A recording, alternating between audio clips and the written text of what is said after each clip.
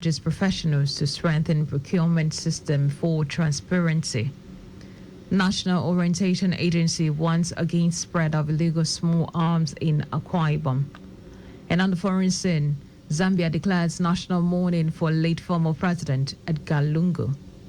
And in sport, American tennis star Coco Gauff defeats world number one Aryna Sabalenka in French Open. Now the news in details. I am Timmy Dayo Anthony. The Lagos State Governor, Babajide Sanwo-Olu, has called on professionals and stakeholders to strengthen the country's procurement system for better governance and transparency. The governor made the call during a visit by top officials from the Chartered Institute of Procurement and Supply at Lagos House Marina. Speaking during the visit, Governor Sanwo-Olu said Lagos has long championed a transparent and well-structured procurement process, stressing that the state has gathered valuable experience it is ready to share globally. He emphasized the need to continuously deepen capacity and competence in procurement to ensure efficient and accountable governance. On his part, the Global Chief Executive Officer of CIPS, Ben Farrell, pledged the Institute support in building capacity across Nigeria. He announced plans to establish a permanent presence in the country to work with holistic public and private sector.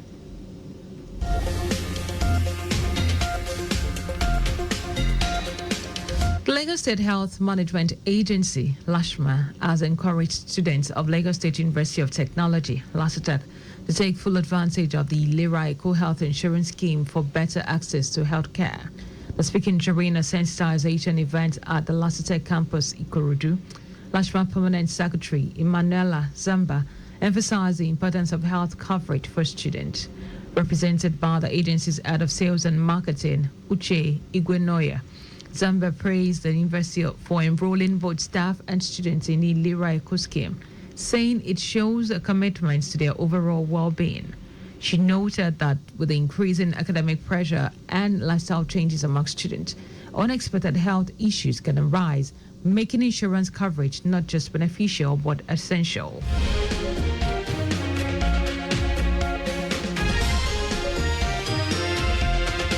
The managing director of the Nigerian Railway Corporation, NRC, Kayode Opeifa, says Kano Marandi Railway project is vital for improving food security in Nigeria and across West Africa. Opeifa highlighted the strategic importance of linking Nigeria to the Niger Republic by rail. He said mobility is central to the food supply chain and any disruption to logistics undermine food security. Now, quoting African Union's Agenda 2063, Opeifa noted that African nations are encouraged to connect with landlocked neighbors like Niger, which hold significant agricultural potential. He explained the Nigerian and West Africa's food security in cereals and livestock is strongly tied to Morandi in Niger Republic and emphasized the role of logistics, particularly rail, in ensuring food gets to where it is needed. The FCT Emergency Management Department has issued a weather alert, warning of thunderstorms and heavy rains expected in the Federal Capital Territory and neighboring states starting Sunday evening. According to the agency, the weather warning follows an advisory from the Nigeria's Meteorological Agency. Thunderstorms and rainfalls are expected over parts of the FCT, as well as Kwara, Benue, and Plateau State. Acting Director of the department, Abdurrahman Mohammed, urged residents to take precautions, especially by avoiding driving through flood-prone areas or pool of waters. The weather alert continues into Monday, June 9, with morning thunderstorms expected across the FCT, Niger, Kogi, and Nasarawa states. And Tuesday, similar evening storms are forecast for FCT, Nasarawa, Benue, and Plateau states. The department also reminded residents to dial the toll-free emergency number 112 in the event of any emergency.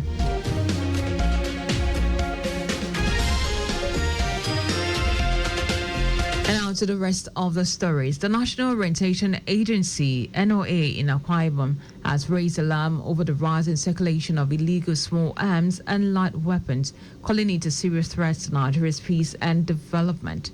The state's director of NOA, Mbotum, One, that the proliferation of these weapons is driving violent crimes and communal clashes, terrorism, and human rights abuse nationwide. He explained that small arms, including pistols and rifles, while light weapons refer to more deadly firearms such as grenade launchers and machine guns, often used by criminal gangs and insurgents. Bottom highlighted that the ease of access and affordability of these weapons make them attractive to non-state actors, worsening insecurity across the country. He stressed that the impact goes beyond physical destruction, affecting social and economic well-being.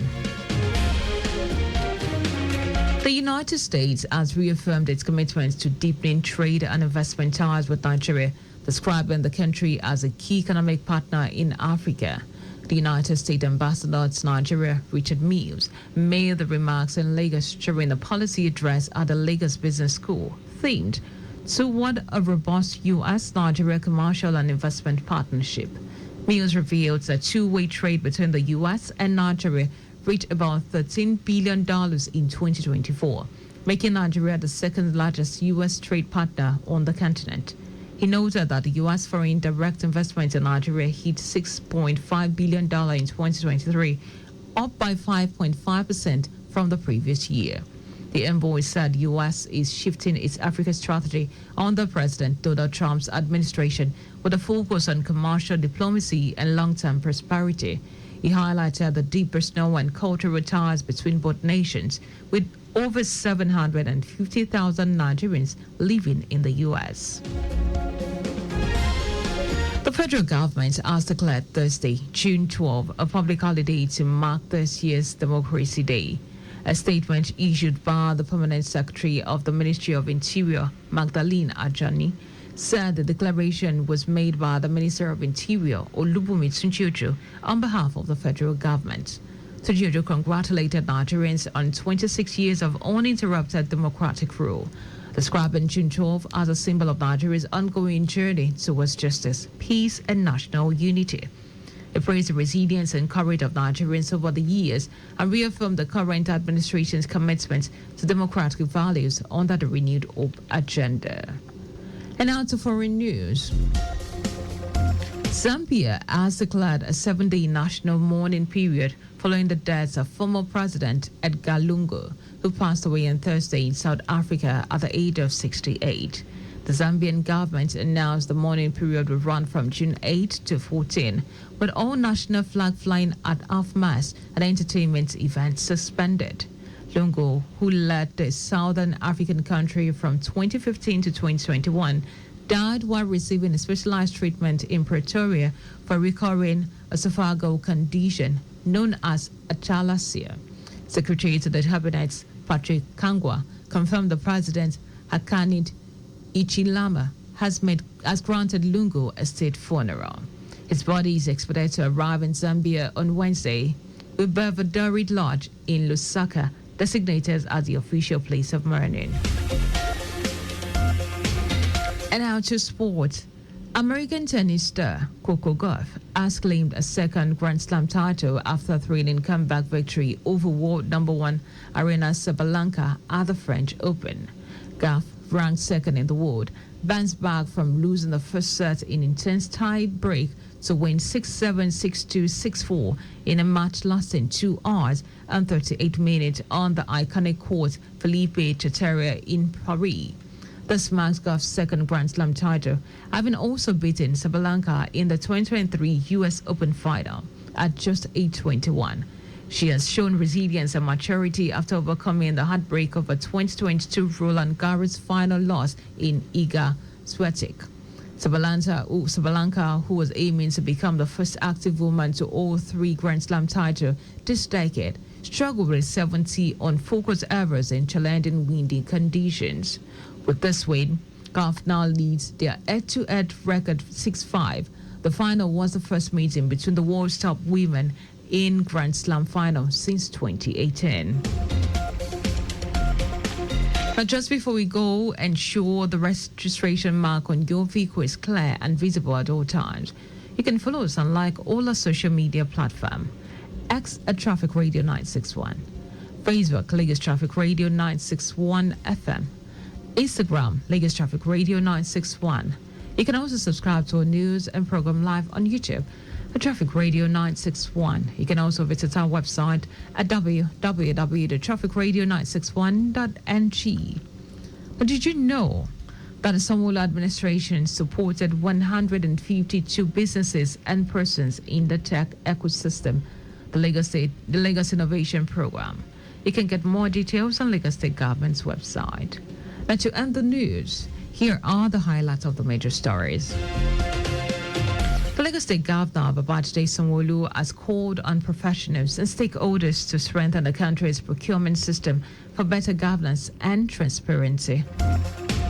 The National Orientation Agency in Akwa Ibom has raised alarm over the rise in circulation of illegal small arms and light weapons, calling it a serious threat to Nigeria's peace and development.